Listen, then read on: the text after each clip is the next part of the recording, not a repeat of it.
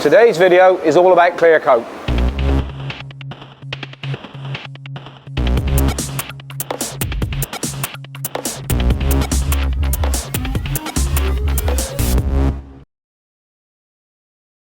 Based on the comments you've given us after watching our YouTube videos, we want to spend today looking at clear coat, and more specifically, application of our VOC high solids clears. We have a number of clears in the range. The majority of these are applied in a 1.5 coat productive process, which is the focus of today. Irrespective of whichever one you use, they all share the same method, but they have slightly different behaviour. Do yourself a favour and keep your products at a minimum of 18 to 20 degrees. This will give you the best start towards a good finish. Lower temperatures increase viscosity and makes application much more difficult and will lead to problems. Ready for use preparation is important. All of our TDSs have a section product mix. Look at this and choose a suitable setting which is best for the job. Now for the emotional part. Which spray gun and what setup to use. First, read the TDS. Check for fluid tip recommendations. All manufacturers have something out there to suit every taste, but of course that choice is very personal and down to you. As for the setup, we always use fully open fan, fully open needle, and finally we set the pressure using a full trigger. In the beginning, I mentioned that our focus today is on the 1.5 coat process, and I got to say, over the last 20 years I've seen a lot of different interpretations of this. So let's go back to basics. Let me take you through it step by step. Before I apply the clear on the car, let's take a look at this. A lot of people apply this first half coat incorrectly, using a so-called kind of grip coat, as we used to call it. This is wrong. What we're actually looking for is a thin and closed half coat to have this kind of appearance. Now, to achieve this, what I need to do is to come closer to the object and spray at a faster speed. Without waiting for a flash off, I finish the process applying a full coat at a normal speed and distance. Now, if my first half coat is thin and closed like I've described to you, it makes the application of my full coat much easier. If not, the tendency is that I'll need to overload that full coat, and that only leads to one thing, as we know. So that's the theory. Let's put it into practice.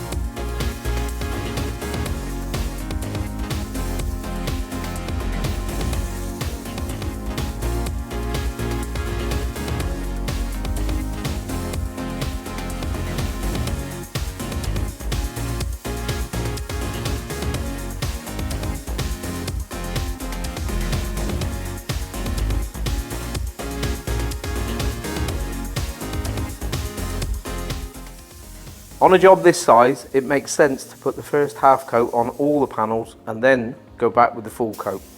When I'm doing a larger job, I like to break it down into sections and finish each as I go, staggering the overlaps to avoid overloading.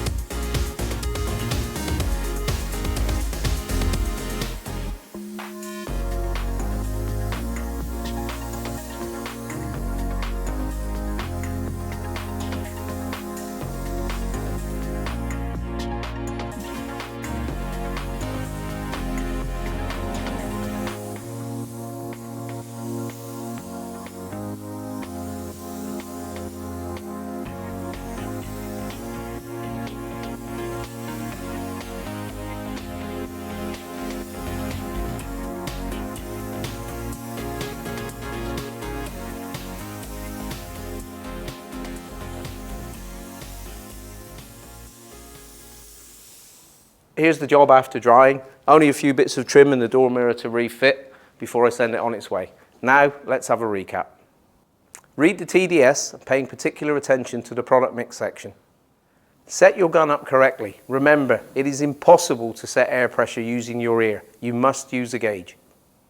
Our 1.5 coat clears are designed to be used in a continual process like I showed you. Unless the TDS states otherwise, a 2-coat application is not advised, and if you do so, it will lead to problems. Get the first half coat thin and closed, and you're on track for a great finish. Don't overload the full coat. These clears are high in solids, so let them work for you. I hope you've enjoyed this video, and I look forward to getting your comments. See you soon.